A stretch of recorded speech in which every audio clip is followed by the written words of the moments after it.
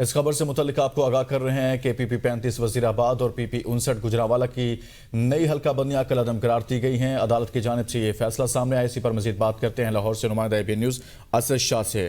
اسد، کیا اعتراض اٹھایا گیا تھا اور اب کیا فیصلہ سامنے آیا ہے؟ جی بالکل، پی پی 35 وزیرآباد اور پی پی 59 گجرانوالہ کی نئی حلقہ بندیوں کو لاہور ہائی کورٹ کی جانب سے کالعدم قرار دے دیا گیا۔ عدالت نے الیکشن کمیشن کو دوبارہ جائزہ لینے کی بھی ہدایت کی ہے۔ درخواست گزار کے وکیل اعظم نذیر تارڑ جو ہے وہ عدالت میں پیش ہوئے ہیں اور انہوں نے اپنے دلائل دیے ہیں۔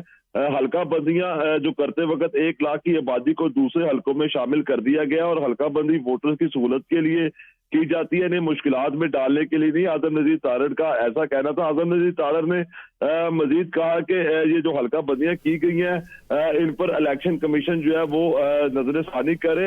لاہور ہائی کورٹ میں NA 120 اور NA 123 کی بھی حلقہ بندیوں کا معاملہ جو ہے وہ اٹھایا گیا ہے، جس میں اعظم نذیر تارڑ جو ہے وہ انہوں نے دلائل دیے ہیں۔